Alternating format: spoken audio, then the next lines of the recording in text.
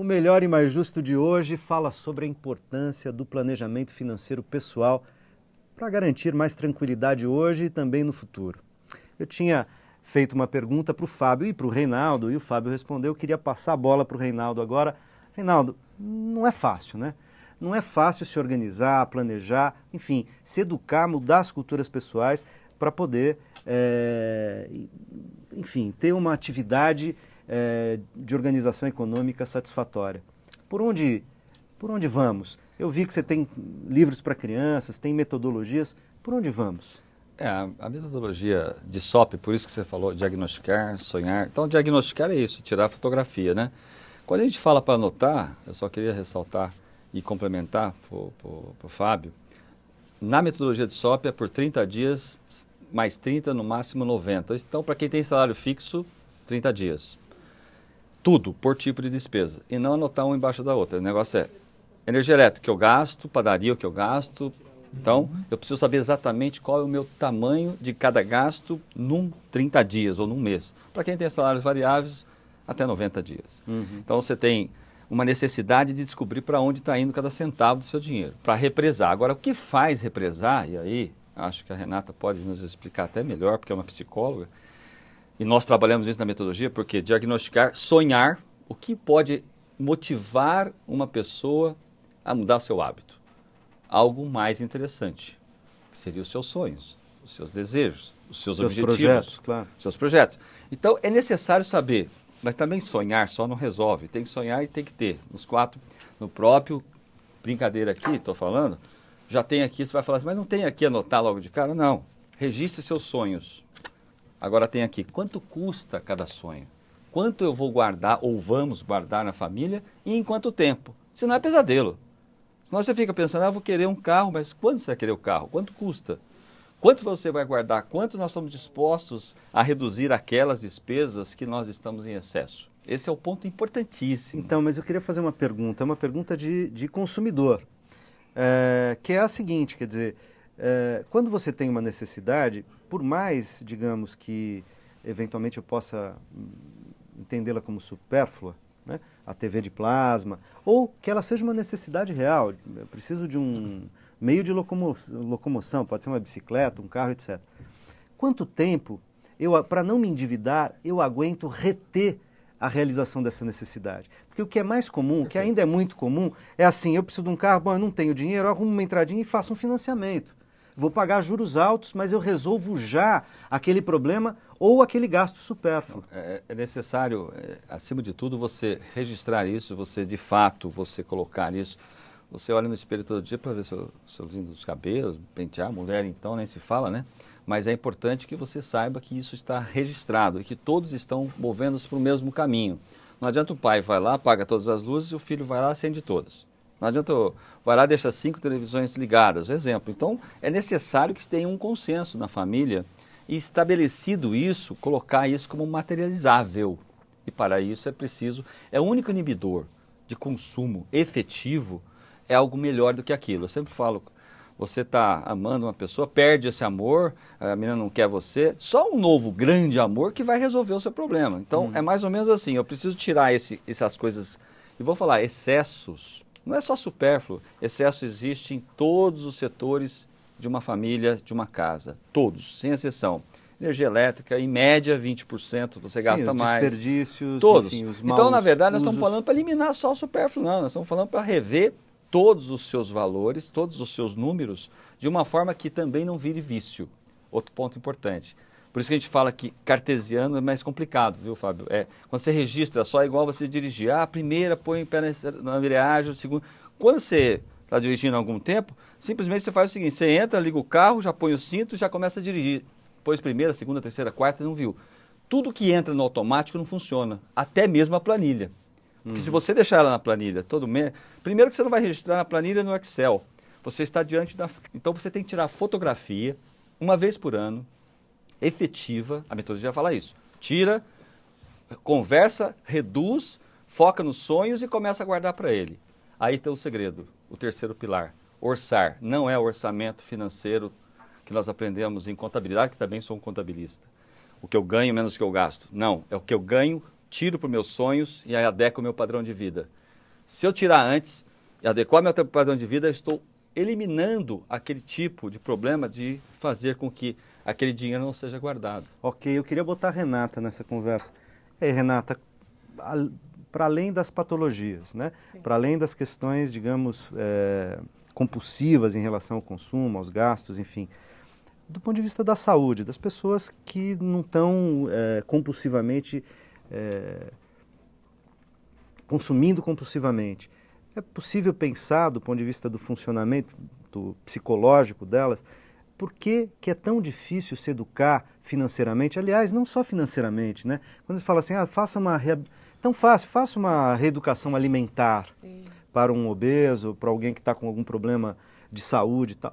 Não é simples, é um trabalho doloroso, difícil. Por que é difícil? Então é importante também falar que a pessoa que tem um excesso na compra não significa que ela é uma compradora compulsiva, que ela tem a patologia, tá?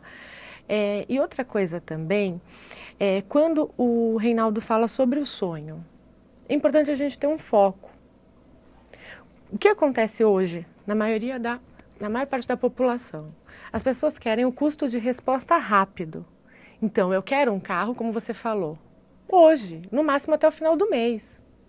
Então, esse tempo de espera, a pessoa precisa aprender a lidar. Porque eu preciso ter tudo para hoje ou para ontem. Então, quando você tem um foco e um objetivo, né, e você compartilha isso é muito importante com a sua família, com pessoas ao seu redor. Uma contradição não do sujeito, uma contradição social. Por exemplo, o sujeito, a gente está dizendo isso, se planeje, contenha gastos excessivos ou supérfluos, mas a gente não tem um monte de apelos que são exatamente o contrário. Quer dizer, a mídia nos fala, consuma, juros baixíssimos, o carro do seu sonho, compre hoje, pague, comece a pagar daqui a 5 meses. O governo diz, olha, nós vamos enfrentar a crise consumindo, os Estados Unidos baixando os juros para dizer, tem que voltar a consumir. E mesmo a questão do uso do cartão de crédito.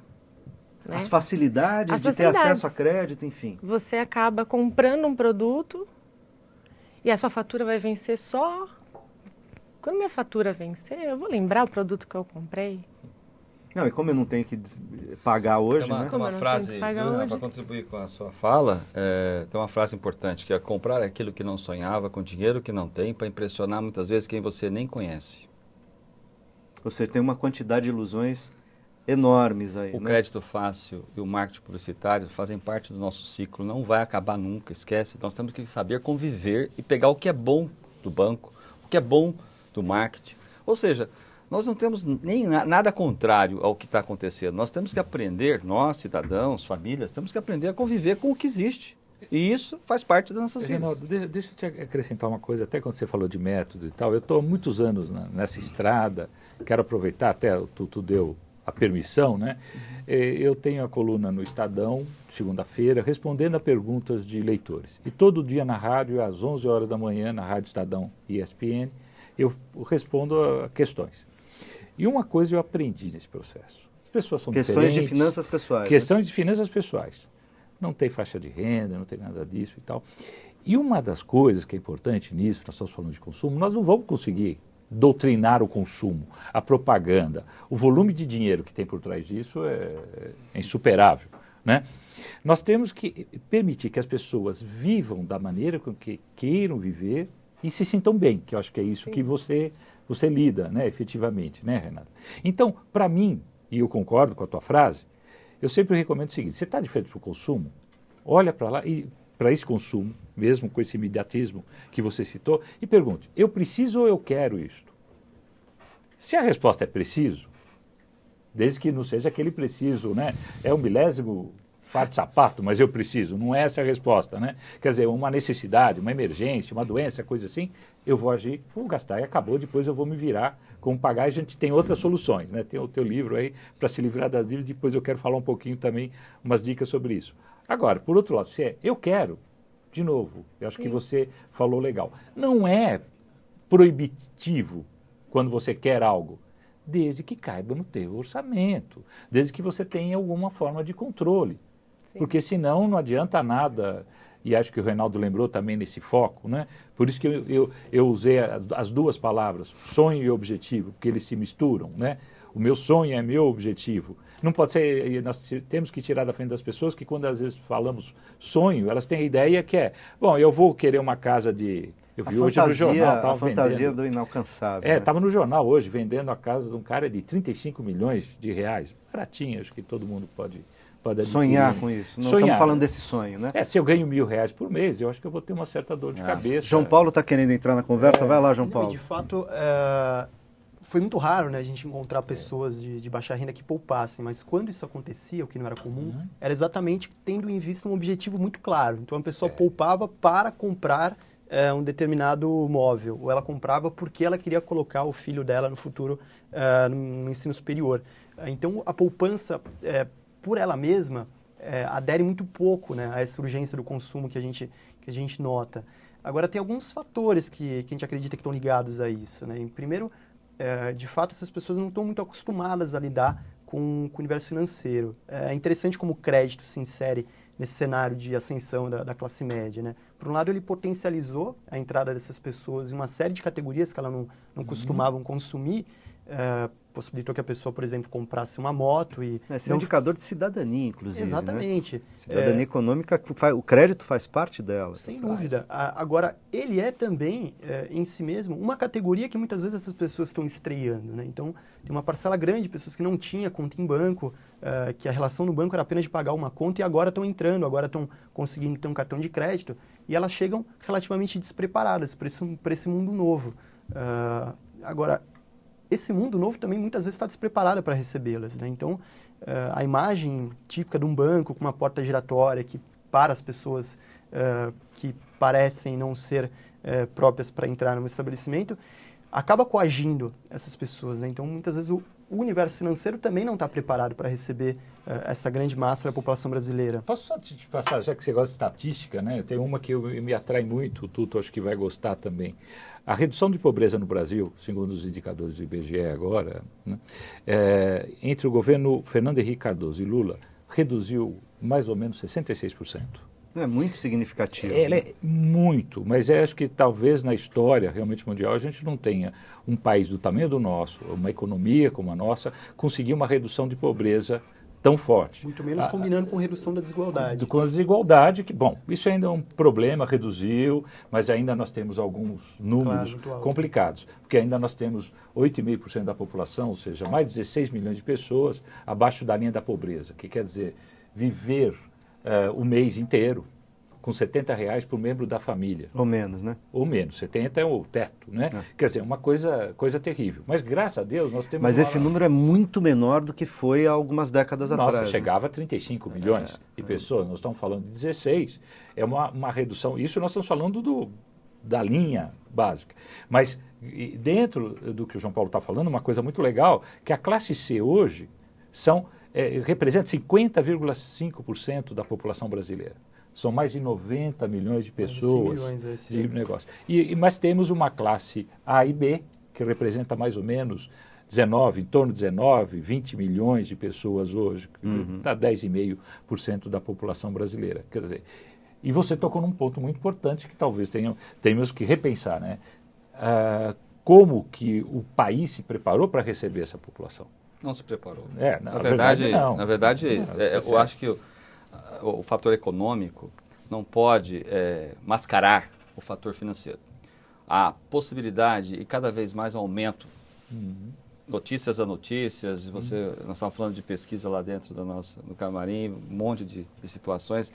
Cada vez mais o endividamento ele é maior, né? Cada vez mais você se endivida. Então, essa classe ela é substancialmente preocupante, porque ela vai mergulhar no endividamento, vai na inadimplência e vai voltar para a classe onde estava. Então, nós temos um problemão para resolver, porque a capacidade de pagamento... Como gerar consistência dessa nossa classe? Se não houver uma ação direta no alfabetismo financeiro no Brasil, e outra, no alfabetismo financeiro funcional, que é aqueles que acham que estão alfabetizados, mas não estão. Né? É igual você escrever e não conseguir ler. Né?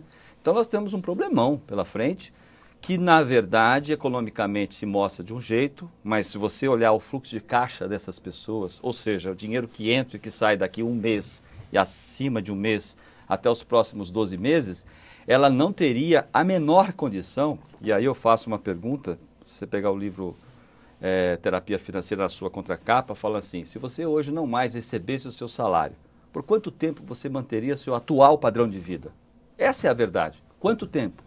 Muito pouco. E qual seria o tempo razoável? Depende, se você tem 20 anos, muito pouco tempo você poderia ter, logicamente. Claro, mas um muito homem tempo. já trabalhando há 10 anos, vamos por assim, nós estamos pensando no jovem. Olha o risco que nós estamos cometendo, né? O risco que nós estamos passando hoje. O garoto de 16 anos, o menino, a menina, né? De 16 anos não conseguem hoje ter dívida antes de começar a trabalhar. Mas a partir do momento que ele trabalha, ele começa a ter dívida para todo lado. Por quê? Porque ele não está alfabetizado financeiramente. Então nós estamos com um problema em partes, né? Agora, quanto de dinheiro vai depender do quanto ele quer viver e como ele quer viver.